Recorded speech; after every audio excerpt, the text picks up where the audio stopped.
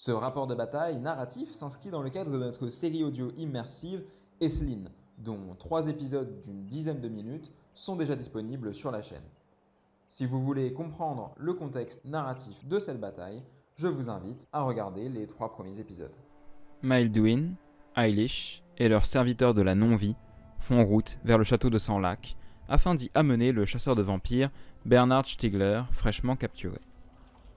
Celui-ci a attiré l'attention d'Aisling, leur maîtresse, et il leur a été sommé de lui apporter vivant. Situé au beau milieu des montagnes grises, le château n'est accessible que par des routes escarpées, où le risque d'éboulement est considérable. Pour éviter de prendre trop de risques, la délégation voyage de nuit et emprunte les routes principales.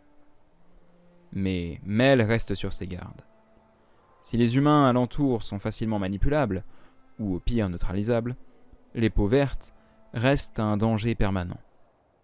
Ces dernières décennies, il n'en a que peu vu, mais on n'est jamais à l'abri d'une attaque soudaine, orchestrée par un rassemblement imprévisible de guerriers orques ou par une force de gobelins de la nuit de sortie. Dernière étape avant le château, la charrette du nécromancien arrive à hauteur d'un hameau. Mais alors que nous sommes au beau milieu de la nuit, celui-ci émet une lueur intense. Plusieurs maisons brûlent. L'intuition du vieil homme était juste. Sous ses yeux se déroule une attaque d'orques et de gobelins. Et, puisque le hameau est sur la route de Sang-Lac, il va falloir se battre. Avant même d'être arrivé à côté de la première grange, Mel effectue d'amples gestes en prononçant des mots dans une langue noire. La vingtaine de gardes entassés sur la charrette se relèvent, puis se positionnent devant elle, prêts à encaisser les attaques destructrices des orques. Puis, ce sont des dizaines de squelettes qui s'animent autour pour venir former 2 régiments.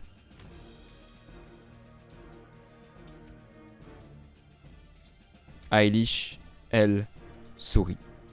Ce soir, elle va pouvoir laisser libre cours à sa rage constamment retenue.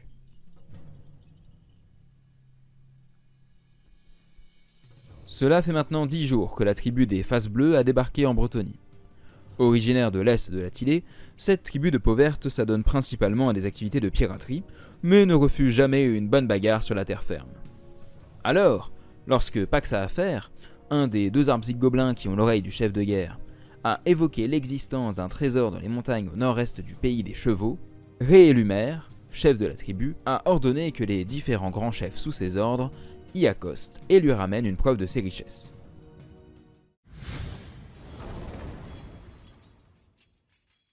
C'est dans ce but que le grand chef Lébillet Vert, accompagné de Pax à Affaire en personne, est arrivé dans les montagnes grises.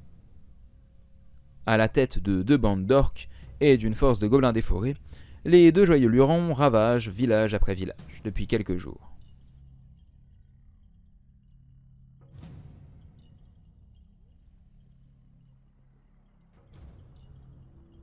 Récemment, ils ont recruté un troll errant dans leur petite bande de guerre, et lui offrent pour festin un hameau perdu au milieu de nulle part. Voyant arriver vers eux de nouveaux ennemis au cours d'un raid nocturne, Pax à Affaire rassemble ses semblables afin de laisser les orques et le troll attirer l'attention, pendant qu'eux se préparent à surgir des ombres. La partie se joue en 505 points. Il s'agit d'un scénario un peu particulier. En plus de l'attrition, les comtes vampires doivent escorter la charrette jusqu'à la zone de déploiement adverse, marquant 100 points de victoire si elle s'y trouve à la fin de la partie. Si elle a été détruite mais que son contenu est en possession des comtes vampires, alors il marque 50 points. Pour cette partie, il s'agira d'une charrette macabre, mais sans règle spéciale ni profil offensif. Elle se déplace de 4 pouces par tour en suivant le chemin, possède une endurance de 4 et 4 points de vie. Si elle est détruite, les orques marquent 50 points. Et s'ils parviennent à prendre le contrôle de son contenu, à le détruire ou à le faire sortir de la table, ils marquent 50 points supplémentaires. Bien, donc on se retrouve juste après le déploiement, donc ce sont les comtes vampires qui l'ont gagné. La charrette est donc positionnée ici, elle avancera de 4 pouces à chaque tour, en suivant la ligne, à condition qu'il n'y ait pas d'unité en face, bien sûr. Un Maelduin s'est déployé là, donc juste à côté de la charrette, en arrière-plan pour pouvoir gérer l'Enéec. Au niveau des packs. On a un pack de squelettes sur ce flanc, un pack de squelettes sur l'autre flanc et le pack de zombies au milieu. Dans le pack de squelettes ici, on retrouve Eilish. Côté orc et gobelin, on a donc un pack d'archers ici avec le petit magot gobelin, voilà, donc pour faire face à ce groupe de squelettes là et éviter qu'il se retrouve tout seul sur ce flanc. Au milieu, on a le troll avec derrière les archers orcs en tirailleurs. Là, le gros pack de bandes d'orques armes à deux mains avec le boss déployé dedans. Et puis sur le côté, pour potentiellement pouvoir aller embêter ça sur le flanc ou attaquer directement le convoi, on retrouve le pack de chevaucheurs d'araignées. Le lancer de dés pour savoir qui commence est remporté par les contes vampires en orange. Et il décide de laisser la main aux orques.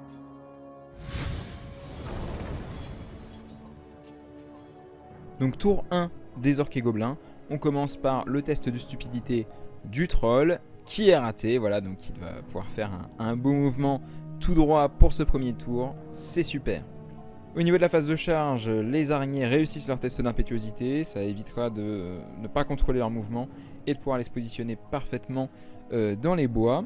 Et puis pour le reste, tout est hors de portée de charge, donc de toute manière, il n'y avait pas de test d'impétuosité à faire.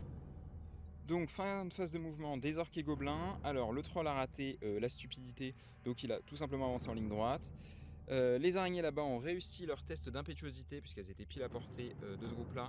Et elles sont allées se mettre dans les bois, pareil ici, donc comme ça les squelettes ça va les forcer soit à potentiellement charger dans les bois, ce qui est pas terrible, ou alors charger ici et donc potentiellement s'exposer derrière à ce que les araignées puissent contourner.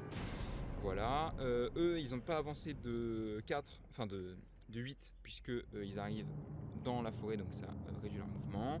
Les archers ici n'ont pas bougé, les archers là n'ont pas bougé non plus pour pouvoir tirer. Le petit magot gobelin s'est juste avancé pour essayer d'avoir une ligne de vue au prochain tour sans trop s'exposer parce que le pauvre il n'a pas envie de finir en rillette, c'est un gobelin. Et puis voilà pour la phase de mouvement. Phase de tir, on a les gobelins qui vont pouvoir tirer sur les squelettes. Alors 5 touches passeront, 3 blessures sur les 5 touches, donc pour l'instant c'est plutôt pas mal. Et sur les 3 blessures, une régénération sera réussie, ce qui fait qu'on a quand même 2 morts. Donc le premier sang est versé, après bon, sur des squelettes, est-ce que ça va avoir un gros impact ? Réponse, tour d'après.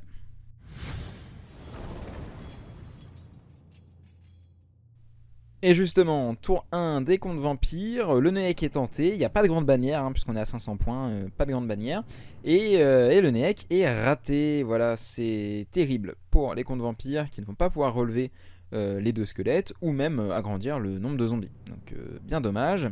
Derrière, la sangsue spirituelle sur les araignées passe, avec un score de 9, donc plus de 11, la fatidique est tentée, mais elle ne réussira pas. Ensuite au niveau des charges, eh bien, on a les zombies qui vont charger le pack avec le chef. L'idée c'est de l'engluer, on va voir ce que ça va donner de toute manière, sinon ce sera les orques qui chargeront les zombies, donc aucun intérêt. Donc voilà, la charge est passée, et puis également une autre charge, celle du pack de squelettes dans la forêt, mais elle par contre, elle sera ratée à cause de la forêt justement, qui est bien pénible pour charger dedans. Donc fin de la phase de mouvement des morts-vivants, les squelettes ici se sont approchés, l'objectif c'est d'arriver à prendre le troll de revers si jamais il atteint la charrette, ce qui va finir par arriver malheureusement. Les zombies c'était un peu difficile, est-ce que je les laisse devant la charrette pour la protéger, est-ce que j'essaie d'encaisser les orques, j'ai décidé d'encaisser, donc je suis allé au corps à corps. J'ai passé le desquier spectral sur Mel, du coup il est en éthéré vol 10, donc ça déjà c'est pas mal, ça nous évitera quelques mauvaises surprises. Les squelettes ont raté lamentablement leur charge dans les bois, malgré le fait que derrière ils auraient été avantagés puisque la peur aurait certainement été ratée grâce à la sangsue spirituelle, mais bon c'est comme ça, hop, le petit arbre. Et puis voilà, globalement ça va assez vite avec ce nombre d'unités. Donc ça va être une fin de phase de mouvement, il n'y a pas de tir, donc on passe directement au corps à corps. Au niveau du combat, on a donc les zombies contre les boys, qui va se solder par 3 orques morts contre un seul zombie, donc terrible pour les orques qui se font battre par une bande d'infirmes. Mais bon, la victoire des morts vivants n'est que de 2 et les orques réussissent leur test de morale à 6. Merci le grand chef.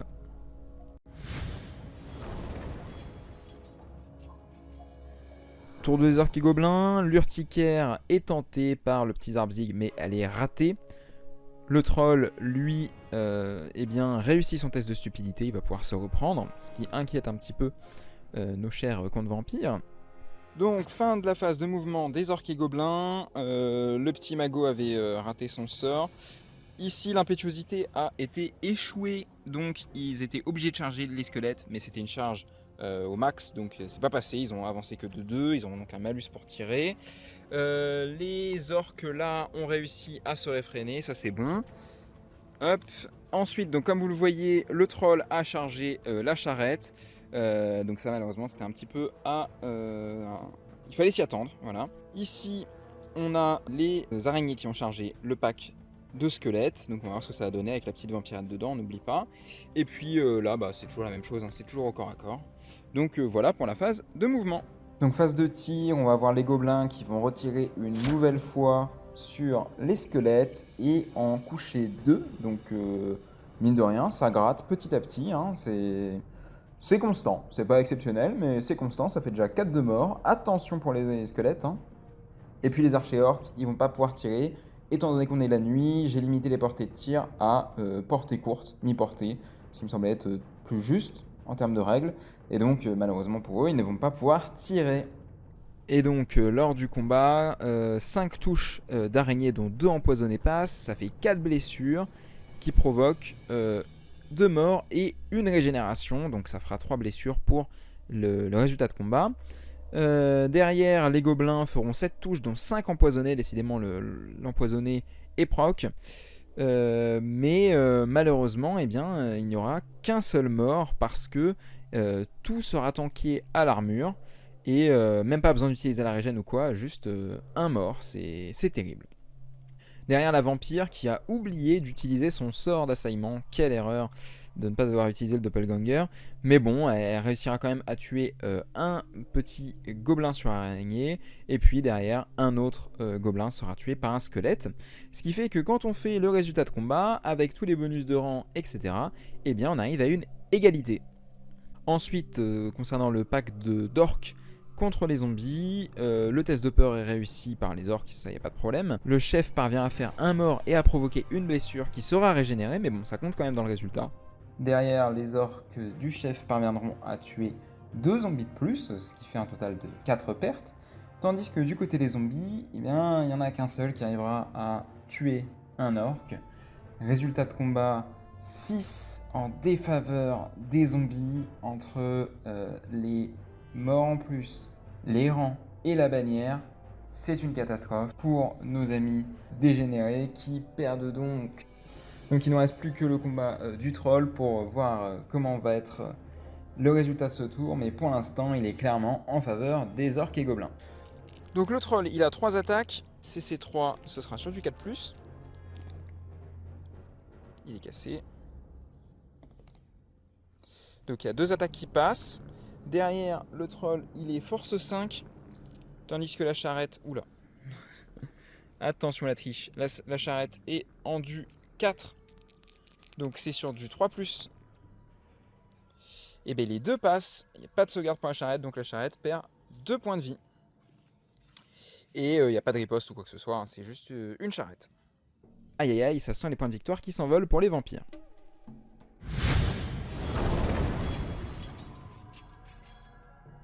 En ce qui concerne les vampires justement, 5 zombies seront relevés par l'Anéec qui cette fois passe. Donc ça fait du bien, hein, ça fait un rang en plus, c'est formidable. Derrière, le sort est raté, donc pas de magie ce tour-ci. Donc on se retrouve à la fin de la phase de mouvement. Avec le nécromancien, j'ai chargé le troll sur le côté. Et avec les squelettes, j'ai continué le mouvement. L'objectif, ça va être de venir me positionner à peu près ici pour qu'ils attirent les tirs, que la charrette ne se prenne pas les tirs des orques, et ensuite essayer avec l'impétuosité, les faire nous charger. Voilà. On passe donc à la phase de corps à corps. Les orques, eux, ratent leur test de peur. Et dans l'affrontement araignée contre vampire, eh bien, il y a un défi. Le défi commence bien, le doppel est raté. Ah! Malgré tout, on a quand même 3 blessures non sauvegardées derrière qui vont passer, donc ce qui permet d'avoir quelques points de carnage qui seront fort appréciables, puisque derrière, les araignées ne font qu'un seul mort et une régénération. Les gobelins, eux, réussissent à faire 5 blessures, donc 4 grâce au poison, mais derrière, 4 armures, une régène. Et les squelettes, eux, eh bien, tuent 2 gobelins sur araignées, ce qui fait que c'est une victoire des morts vivants de 3. Les gobelins testent à 4, et roulement de tambour, ils font 3 au moral et donc restent en place. Derrière, zombie contre orc, là ça y est, là, ça change puisque le chef tue un zombie, mais les orcs parviennent à passer 5 PV, donc 1 qui sera régénéré et 4 morts. En face, les zombies ne font rien du tout, ils ratent tout, ce qui fait qu'ils perdent de 7 et c'est terrible pour les zombies. Perdre de 7, ça fait 7 bonhommes en moins. Plus les 4 d'avant, autant vous dire qu'ils sont réduits à peau de chagrin. Donc, dernier combat du tour, le nécro contre le troll. Alors, on va déjà tenter de faire passer les habitants de l'au-delà, donc c'est sur 7+. Ouais, on a un beau 11, plus de 13, on peut tenter la fatidique. Et les orques et gobelins ne vont pas se gêner bien sûr. Et la fatidique qui passe, formidable. Donc le sort est dissipé, aïe aïe aïe, ça pue pour Mel 1, là franchement ça va être compliqué. Mais bon, on va quand même tenter. Alors, on va passer aux attaques normales. Avec le nécro on a 2 attaques CC3, enfin c'est CC3 aussi, donc ce sera du 4+. Que dalle. Aïe aïe aïe, heureusement qu'il est éthéré. On peut donc passer directement au troll. Donc là on a 3 attaques CC3, il va tout mettre. Hop, je prends le dé. Il va tout mettre sur la charrette bien sûr. L'objectif c'est de taper le truc le plus gros et de toute manière lui c'est un fantôme donc il n'arrive pas à le zigouiller. Alors, il y en a une seule qui passe puisqu'on est sur du CC3 aussi pour la charrette. Hop. Derrière c'est du 3+. Et oui, donc la charrette qui reprend un petit PV, elle n'a plus qu'un seul point de vie. Et au tour dernier, on a oublié le vomi de troll, donc cette fois-ci, on va le faire. Donc ça touche auto, c'est force 3, donc ce sera du 5+ pour blesser. Et non, l'acide n'arrive pas à dissoudre la charrette qui est désormais bien mal en point. Voilà, donc ça sonne la fin de ce tour 2 mort-vivant qui est bien mal engagé pour nos amis de la non-vie. Sur ce flanc-là, les squelettes et la vampirette s'en sortent plutôt bien face aux araignées. Le problème, c'est que les zombies se sont fait complètement emboutir par les orques et en perçant vont venir contacter là, donc ça risque de puer un petit peu. Melduin qui a rien réussi à faire face au troll, qui est en train de manger la charrette, qui n'a pas pu avancer pendant ce tour-là, puisqu'elle était engagée au corps à corps. Et de ce côté-là, les squelettes sont un peu dans le vent. Après, bon, ils occupent cette partie de la table, on va se soulager comme ça, et puis les orques au fond ne servent toujours à rien, mais plus on va se rapprocher, plus ils vont pouvoir faire quelque chose, et quelque chose me dit qu'ils vont commencer à en avoir marre d'attendre que les ennemis arrivent dans cette nuit de pillage. Bref, on passe au tour des orques. Tour des orques, le petit Zarbzig va tenter de faire l'urticaire sur les squelettes qu'il voit. Donc, va-t-il réussir ? Donc 7 et un 8, c'est raté puisque c'est sur 9. Dommage, il n'aura donc servi à rien pour le moment. On va passer à la phase de charge. Donc ici, si on regarde notre unité, elle est à portée de charge des squelettes et écoutez, elle va déclarer une charge dessus. On va pas tenter l'impétuosité parce qu'une charge de dos, donc voilà, on va charger ici. On a également les orques là, mais eux ils sont hors de portée de charge de tout, donc on va même pas faire de jet d'impétuosité. Et puis le reste est engagé en combat, donc directement le jet de charge des petits gobelins. Allez. Ils doivent passer par un petit terrain difficile, je pense. De toute manière, ils n'auront pas assez, puisque ça fait 5 ou 6, donc c'est trop peu pour eux. Ils vont donc simplement avancer. Voilà, donc la courte phase de mouvement est terminée. Le Zarbzig est venu se mettre ici pour aller embêter les squelettes, être sûr d'avoir une ligne de vue. Et puis en plus, il peut même choper plus tard la charrette si jamais elle s'en sort, etc. Bref, il est mieux positionné là que là. Et en plus, il se rapproche un petit peu du magot ennemi pour potentiellement tenter des petites dissipes. Les archers gobelins ont donc bougé de 2 pouces en faisant une légère roue. Et puis ici, les orques se sont avancés en voyant que la victoire est pas assurée, mais en tout cas en bonne voie. Ça sert à rien de rester en fond de table pour intercepter la charrette là-bas. Eux aussi, ils en ont marre. Eux aussi, ils ont envie de taper. Ce sont des orques. Donc voilà. Ils se sont avancés. Phase de tir, on va pouvoir commencer par les archers gobelins. Donc ils se sont avancés. Mais ils voient tous ce petit squelette là. Donc bah c'est parti. Donc les 10 tirs, normalement c'est sur du 4+, parce qu'ils sont CT3, mais -1 avec le mouvement. Alors, qu'est-ce que ça nous donne de beau? On a un 5 ici, hop, que je le change pas. 6, pas mal de 6, malheureusement ils n'ont pas les attaques empoisonnées. Ce qui est dommage, hein, les gobelins sauvages devraient pouvoir prendre une option pour leur mettre attaque empoisonnée, pour représenter ces bons vieux archers à plumes. Mais c'est un magnifique jet, dites-moi, pour les tirs sur du 5+. Alors derrière, par contre, il faut que ça blesse. Et là, ce sera du 4+. C'est pas la même histoire. Pas la même histoire, mais ça reste, ma foi, joli. On en perd 3, ça fait quand même 4 touches auxquelles vont devoir résister les squelettes sur du 5+. Ouais, on a 2 armures qui ont tanké et derrière 2 régènes à 6. Non, pas une. Ça nous fait donc 2 pertes. Hop, il avait déjà perdu la tête. Désormais, il perdra aussi la non-vie. Du côté des archers orques, ils voient aussi les petits squelettes au fond. Regardez, hop. Et ça va quand même plutôt bien marcher, puisque sur 7 tirs, il y aura un mort. Donc non, ça ne marche pas très bien toujours. Mais ça continue de gratter, hein. Entre les orques et les gobelins, les squelettes finalement, ils sont pas si bien que ça. C'est parti pour la phase de combat. On commence par les tests de peur. Ici, on n'a pas à faire puisqu'il n'y a qu'un seul zombie, donc il n'inflige pas la peur. Là-bas, il n'y a rien non plus. En revanche, ici, il va pouvoir y avoir la peur. Donc, commandement, 5 et 2, 7. Heureusement, le général est juste à côté. C'est donc une réussite. Alors, on peut donc partir sur ce corps à corps là. On va d'abord faire les attaques du grand chef orc. Allez, 4 attaques. Bon, formidable, tout touche. Derrière, c'est du 3+ pour blesser. Ça devrait pas trop peiner. Ah, celui-ci est cassé. 3 réussites.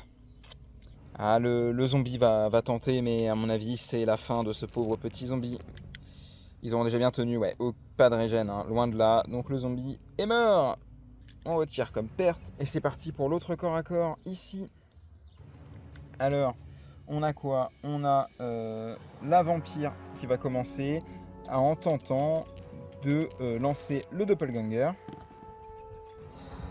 Donc 4 et 1, 5, c'est raté. Heureusement, il n'y a pas de fiasco. Derrière, elle a quand même 3 attaques qui vont toucher sur 2+ et blesser sur 2+. On va lancer les dés ici.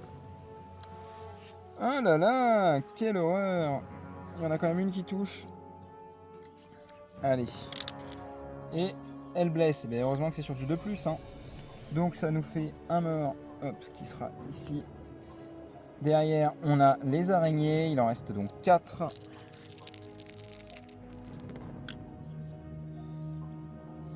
Hop, sur du 4+, il n'y en a que 3 qui passent.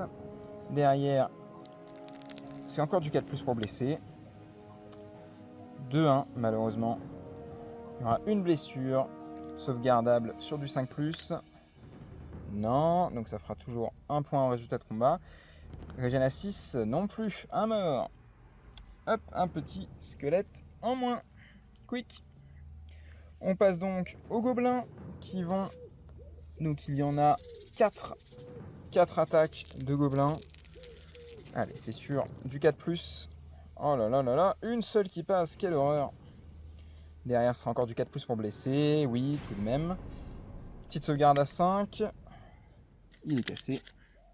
Sauvegarde à 5. Oui, c'est sauvegardé. Riposte des squelettes.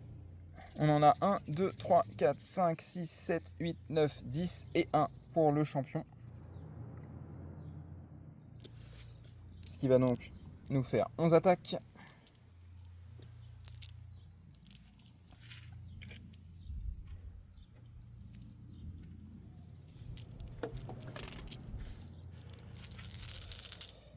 Alors, 11 attaques sur du 4+.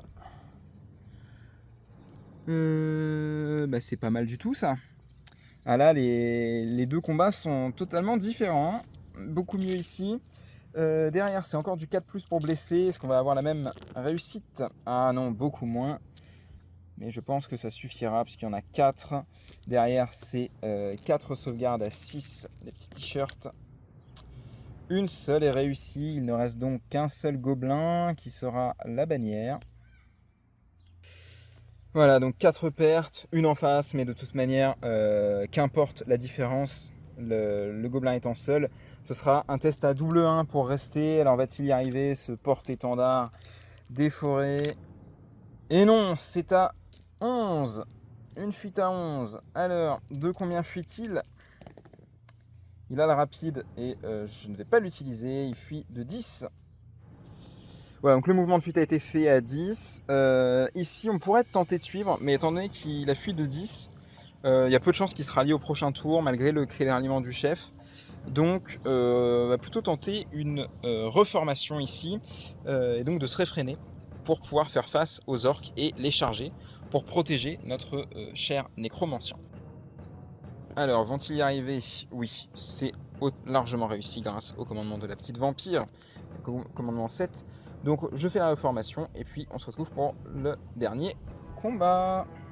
Donc les squelettes vont en profiter pour se reformer et faire face à leurs nouveaux ennemis. On passe donc au combat du troll contre Mel et la charrette, qui commence par les habitants de l'au-delà. Mel parvient à passer le sort en irrésistible, il ne dévie que de 2 pouces, mais derrière, ça ne recouvre pas entièrement le socle du troll. Et donc, ça touche pas. Sur 4+, ça ne touche pas. Derrière, il essaiera de faire passer des attaques normales, mais il rate tout. Donc on va passer directement au troll, qui lui a 4 attaques sur 4+. Il va encore les mettre sur la charrette. Et là, je pense qu'il va réussir à la détruire. Ah là là, une seule réussie. Derrière, en revanche, ce sera du 3+ pour blesser. Casser, le suspense. Et oui, 3+ pile. Ce qui permet de détruire la charrette. Après plusieurs heures passées dans un cercueil posé sur la charrette, Bernard sort enfin. Complètement désorienté, il parvient quand même à se mettre debout, jusqu'à ce qu'il voit ce qui lui fait face. Par Sigmar, un troll. On dirait que c'est pas la fin des ennuis pour lui. Donc le combat est terminé, on va pouvoir appliquer les règles normales. Avant, ça restait toujours au contact socle à socle parce que c'était la charrette et donc un objectif narratif. Mais là, on va pouvoir tester au moral puisque les contes vampires perdent de 1. Donc pour le calcul des résultats, Bernard sera considéré comme étant dans le camp des contes vampires.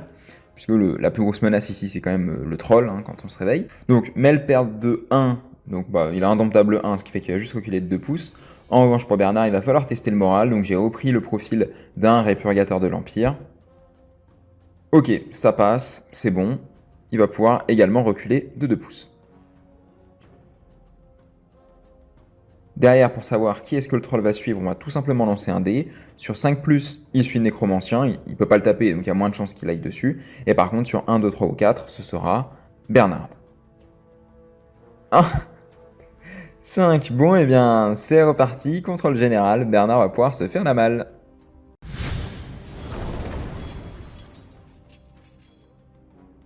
Donc tour 3, des contes vampires. Bon, la phase de début de tour, il n'y a pas grand chose à faire, puisque le nécromancien est au corps à corps, il n'y aura pas de Méek à ce tour-ci. Phase de mouvement, on va avoir comme déclaration des charges les squelettes avec Ailish sur le pack du général orc et gobelin.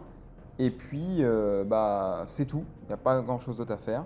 La charge des squelettes et d'Ailish est réussie. Qui plus est, de flanc. Et ensuite, le deuxième pack de squelettes, lui, va simplement se rapprocher, mais il est tellement dans le vent qu'il n'a pas vraiment d'impact jusqu'à maintenant. À côté de ça, Bernard fuit, c'est un fiasco total. Voilà, donc au corps à corps, on commence par le duel entre Eilish et l'orc. Alors Eilish va tenter le doppelganger et fiasco, aïe aïe aïe, catastrophe. Donc j'étais en train de faire le défi ici et Eilish a fait un fiasco pour le doppelganger. C'est super. On va donc jeter les dés pour savoir ce qui se passe. 3. Donc l'explosion, si on se met à 5 pouces, elle touche énormément de monde. Écoutez, on va faire des tests pour voir ce qui se passe. Bien, donc au total, 8 squelettes seront touchés, puisqu'il y en a 2 qui étaient potentiellement touchés et qui vont l'être sur 4+. Bien sûr, puisque ça blesse sur du 2+, tout blesse. Et derrière, pas d'armure, la PA est trop forte. Il y aura une seule régénération à 6, ce qui fait que seul l'état-major reste, tout le reste est balayé. Alors que ça devait être une victoire gratuite pour les squelettes, Eilish vient de condamner son régiment. C'est vraiment au secours. Côté orc, 5 seront touchés, mais derrière, à la blessure, je fais 2-1. Ce qui fait que, eh bien, il n'y en a que 3 de blessés. Et donc, eh bien, elle se blesse et blesse l'orc. Les deux perdent 1 point de vie, donc bon, ça équilibre le défi. En revanche, ce que je n'avais pas vu, mais qu'il faut prendre en compte, c'est que Mel risque d'être touché également. Il est partiellement sous le gabarit. Et donc, il est touché. Je teste. Il est blessé. Mais derrière, la régénération à 5 passe. Donc c'est bon, elle n'a pas blessé le général. C'est déjà ça. Derrière, elle rate toutes ses attaques et décidément, les dés sont contre elle. Ils doivent être misogynes, les dés. Et puis le chef, par contre, se réveille et la tue. Donc c'est la fin pour Eilish. Voilà, donc on se retrouve pour le résultat de combat. Donc Eilish est morte, mais il n'y a pas eu de carnage. Donc ça fait 2 points pour les orques, plus il y a eu 7 pertes, donc ça fait 9 points pour les orques, plus 1 avec la bannière, et ils avaient un rang. Et ils avaient également l'ordre serré, qui passe à 5 points. Donc on a 5 points pour les orques. Côté vampire, qu'est-ce qu'on avait? La bannière, l'ordre serré, on n'a pas fait de perte, une blessure dans le défi, et également on avait un rang. Ce qui nous fait un total de 4, mais il y avait la charge de flanc. Donc égalité, ce qui fait que, eh bien, on reste comme ça. Lui, il va juste retourner. Oula, que je ne couche pas les arbres. Il va juste retourner avec ses gars. Hop. Et voilà. Et bien, heureusement que j'ai attaqué de flanc, parce que sinon, ça aurait été compliqué. On va donc passer à ce combat-là une fois que j'aurai nettoyé toute la zone. Donc le combat, Mel va encore une fois tenter de faire son vortex en espérant que cette fois-ci il ne fera pas un fiasco comme cette bonne à rien d'Eilish. Eh ben non, le sort passe en réussite auto, c'est la deuxième fois cette partie que ça se produit. Alors au niveau de la déviation du vortex, on va voir ça direct. De 2 pouces et dans cette direction-là. Donc 2 pouces plus 1, 3 pouces. Ce qui fait que lui sera partiellement touché. Donc on peut lancer, hop, un dé. Il est touché. Formidable. Donc ça fait une touche de force 3, sans PA. Bon, c'est pas grand chose, mais ça rajoute une petite touche. Donc sur 4+, il est blessé. Non, que dalle. On passe donc aux 3 attaques. Alors, sur 4+, bon, comme d'hab, il est nul. Allez, encore 4+. Et non, décidément, il est bon à rien, ce nécro. Derrière le troll, qui a donc 4 attaques sur 4+, et voilà. Et lui, il y a tout qui passe. Mais ça ne sert à rien puisqu'il est éthéré, heureusement. Le vomi, c'est pareil, donc, eh bien, ça nous laisse avec que dalle, une égalité qui bloque ce pauvre nécromancien au corps à corps. Il ne pourra donc pas relever de squelette ou quoi que ce soit.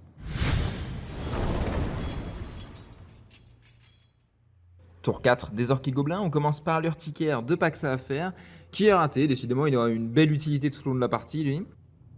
Ensuite, l'araignée fuit et sort du champ de bataille. Elle rate le test à 2, hein, donc bon bah voilà. L'impétuosité des archers est elle aussi ratée, ce qui fait qu'ils vont être obligés de charger à ce tour-ci.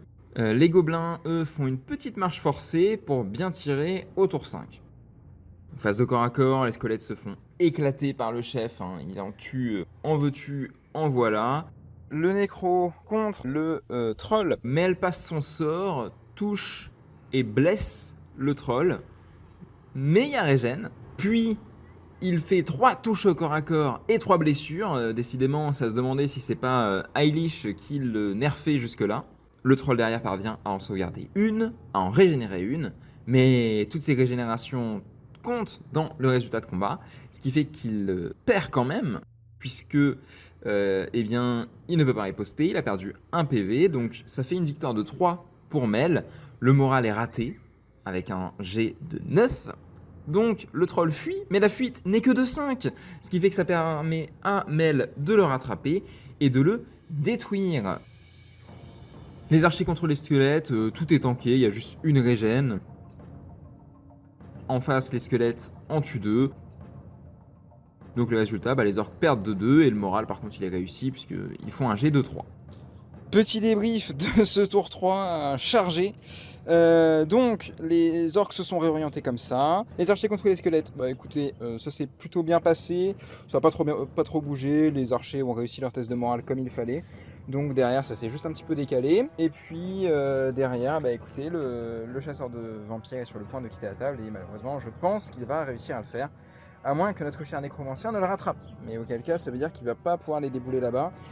Bref, la partie semble difficile pour les contes vampires, mais on va voir ce que ça va donner durant leur tour 3.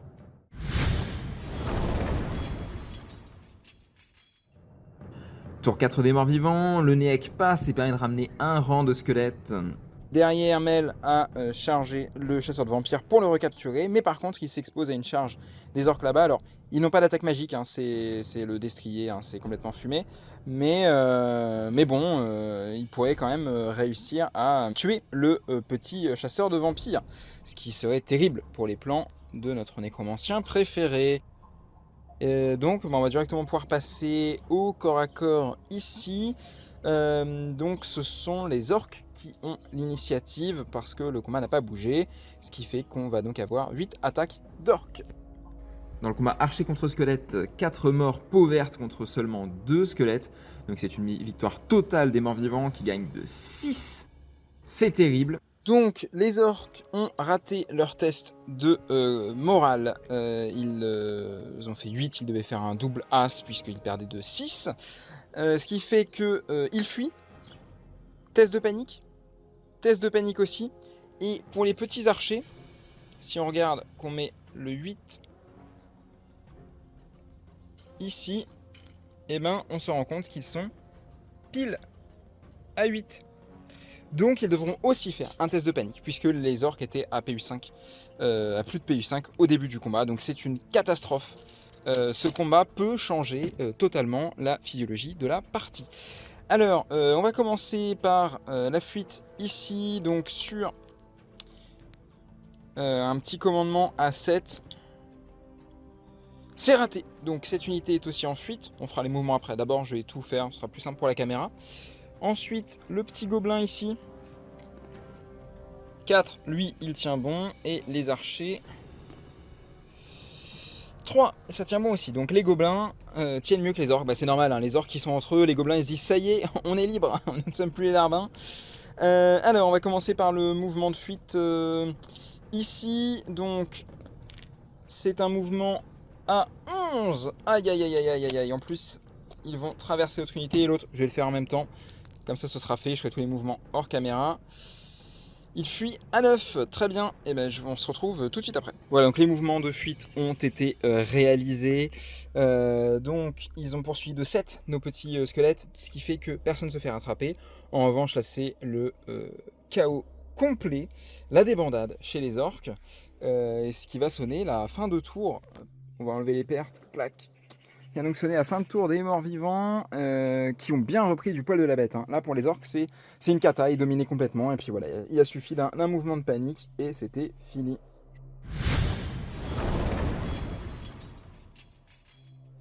Donc début du tour 5 des orques, pas possible de faire un critère aliment puisqu'il est en fuite. Donc on va directement tenter de rallier, hein. Il n'y a pas grand chose d'autre à faire. Ici je vois pas vraiment l'intérêt d'aller risquer un fiasco en dissipant le dada, parce que ça y est, maintenant on est à portée. Avant c'était pas le cas, c'était tout juste mais pas le cas. Donc voilà, ça sert strictement à rien d'aller en plus perdre le Zarbzig. Donc on va directement passer ici. On va commencer par le chef, donc il a un commandement de 7. 5, il se rallie. Et on va faire les archers, puis je ferai les petits mouvements directement à la suite. Ils ont un commandement de 6. Ah, celui-ci est cassé.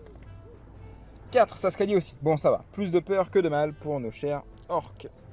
Les archers gobelins bougent pour tirer. Derrière, pendant la phase de tir, les gobelins des forêts ont 4 tirs à -2 à cause de la forêt, et le reste à -1.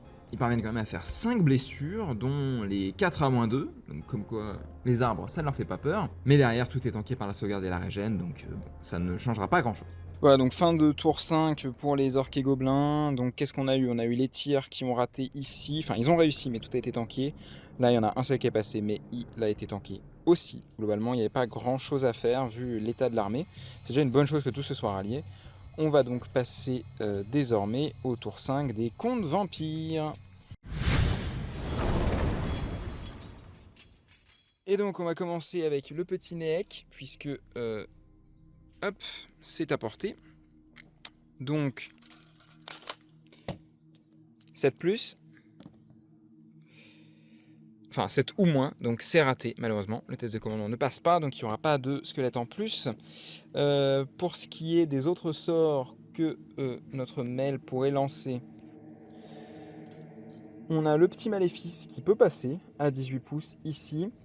Donc on va tenter de le mettre sur eux.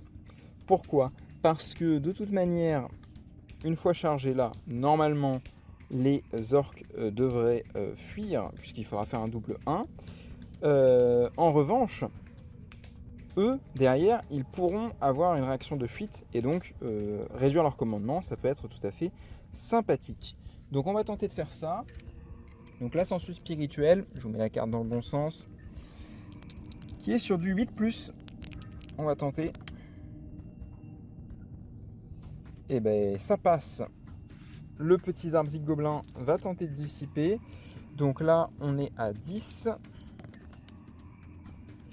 Et c'est dissipé grâce au +1. Donc voilà, pas de maléfice malheureusement. On va donc pouvoir passer à la phase de mouvement avec la déclaration des charges ici sur là. Donc c'est parti, je vais faire tout ça en off et on se retrouve juste après. En réaction de charge, il y a 2 tués grâce au tir. Finalement, c'est pas si mal ces petits orques. Mais la charge étant réussie, la charge de Mel est réussie aussi. Bon, on sent qu'au corps à corps, ça va puer quoi. Donc, Mel à l'initiative, il va donc tenter de passer son petit gabarit. Et non, c'est un échec. Donc si on fait la récap, la charrette est détruite, ça donne 50 points aux orques gobelins. Bernard, lui, a été capturé, c'est donc 50 points pour les morts vivants, donc ça s'annule. Et puis avec l'attrition, etc., eh bien, ça nous donne un total une seule qui passe, qui sera sauvegardée sur un 6. Et c'est sauvegardé. Derrière les squelettes, on a donc 2 rangs combattants.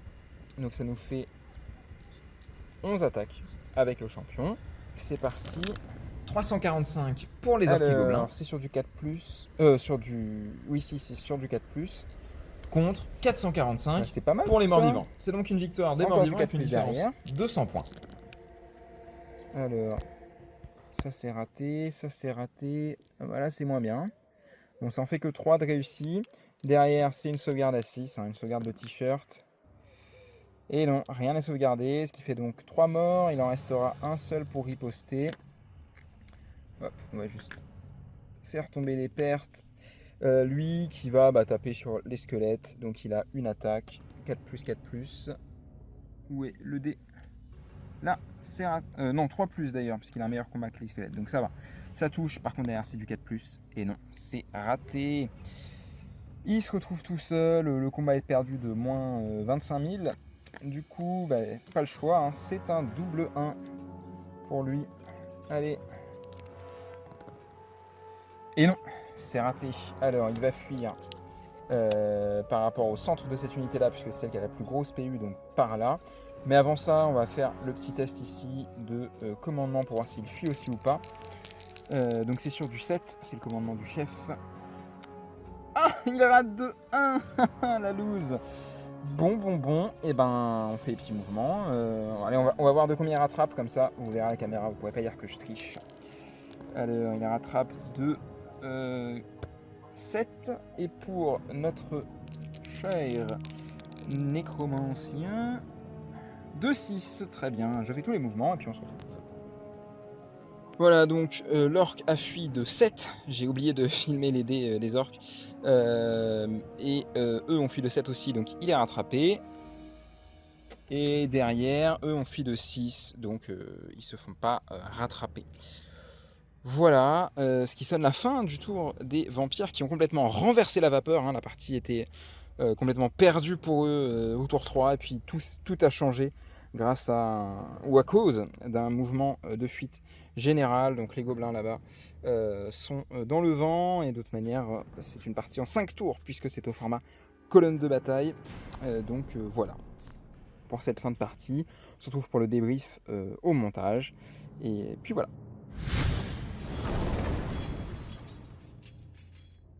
Alors, dans la vidéo, il y a une petite erreur, enfin même une grosse erreur, puisqu'en fait, l'orque ne doit pas provoquer la fuite du chef et de la bande d'orques avec arme à deux mains. La raison, elle est simple, il n'a pas la PU suffisante. Donc, pour le calcul des points, ça ne change pas grand-chose de le savoir qu'au moment du résultat de combat. C'est simple. Pour les orques, on marque 50 points de scénario parce qu'ils ont détruit la charrette. Côté mort-vivant, c'est pareil, 50 points parce que Bernard Stiegler est capturé par Melduin. Maintenant, au niveau de l'attrition, et là, ça va énormément changer de choses. Pour les contes vampires, on marque les points des archers orques ainsi que des chevaucheurs d'araignées. Côté orques et gobelins, en revanche, on marque 105 points pour Eilish, 105 points pour la bande de squelettes et 60 points pour les zombies. À cela, on rajoute 25 points de bannière des chevaucheurs d'araignées pour les contes vampires et 25 points de bannière des squelettes pour les orques et gobelins. Ce qui fait qu'au total, on a 345 points pour les orques et gobelins contre 272 points pour les morts vivants. C'est donc une victoire des orques et gobelins avec 73 points de différence, mais si le général et son pack de boys étaient en fuite au moment de la fin de la partie, alors les contes vampires auraient marqué la moitié de leurs points, c'est-à-dire 81 points, et donc là, on basculait dans une égalité. Donc comme quoi, ça s'est vraiment pas joué à grand chose, juste une petite fuite à la con. Pour ce qui est de l'archer orc, j'ai considéré qu'il était quand même rattrapé parce que même si le pack de boys gênait le gros pack de squelettes, Melduin avec son mouvement pouvait la rattraper, et c'est pour ça que j'ai compté les 100% des points des archers orcs et pas que 50%. Bon, de toute manière, c'est une victoire orc et gobelin, donc ça change pas grand chose. Mel était vaincu. Seul, face aux orques assoiffés de sang et aux gobelins perfides, il dut se résoudre à l'indubitable. Seule la fuite était envisageable. Il laissa donc Bernard au sol, se rua sur le corps d'Eilish, la mit sur sa monture éthérée, puis quitta le champ de bataille. Les orques explosaient dans des cris de joie et de rage, mais alors qu'ils chargeaient les derniers squelettes encore sur le champ de bataille, ceux-ci s'effondrèrent, la magie du nécromancien les ayant quittés. Désormais, Bernard Stiegler était seul face à la bande d'orques. Comment pouvait-il s'en sortir ? Voilà, c'est la fin de ce premier rapport de bataille qui clôture le premier arc narratif de notre série audio. J'espère qu'il vous aura plu. Ça m'a demandé une cinquantaine d'heures à peu près entre l'enregistrement de la vidéo et le montage, sans compter donc toute la partie écriture que j'ai pas compté. Par rapport à la série audio, j'en profite, vu que j'ai l'attention que des personnes qui sont restées jusqu'au bout, pour vous demander dans les commentaires de choisir la suite de l'histoire. Je m'explique. On a 3 possibilités. La première possibilité, c'est de continuer de suivre le point de vue de Bernard Stiegler. Comment est-ce qu'il va sortir de l'embuscade des peaux vertes ? Comment est-ce qu'il va gérer sa vie en Bretagne ? Est-ce qu'il va poursuivre les contes vampires ? Est-ce qu'il va rentrer dans l'Empire, etc. Bref, suivre son point de vue. Deuxième possibilité, c'est de suivre le point de vue des morts vivants. Melduin rentre avec le cadavre de la courtisane d'Aisling. Comment est-ce que ça va se passer? Qui est cette mystérieuse Aisling d'ailleurs? Comment se prononce son nom? Puisque si vous avez bien fait attention, il y a eu plusieurs prononciations différentes au cours de la série audio. Ça a une explication. Et puis, troisième possibilité, c'est de suivre les Paubertes. C'est quelque chose que je n'avais pas envisagé jusqu'à maintenant, mais après tout, pourquoi pas? Mon armée de face bleue s'étoffe de jour en jour en termes de figurines de peinture, et on peut tout à fait suivre leur sac et leur quête de trésors à travers la Bretagne. Donc voilà, dites-moi dans les commentaires quelle piste vous préférez. Moi, en fonction, j'écrirai la suite, et puis l'idée, c'est quand même de vous faire participer à cette aventure narrative qui est cette chaîne YouTube déjà, et puis surtout cette série audio et ces rapports de bataille, puisqu'il y en aura d'autres à venir. J'essaierai de tester d'autres formats pour y passer moins de temps, parce que là, 50 heures, et encore, j'ai arrondi à peu près, hein, j'ai pas compté, voilà. C'est quand même beaucoup, mais voilà. N'hésitez pas à me faire un maximum de retours, vraiment, j'en ai besoin, puisque je commence. Donc dites-moi tout ce que vous voulez pour m'améliorer, et puis surtout, pour choisir la suite de nos aventures. Et sur ce, c'est la fin de la vidéo. N'hésitez pas à vous abonner, mettre un pouce bleu, etc. Vous connaissez la chanson sur YouTube. Et puis, je vous dis à dans 2 semaines.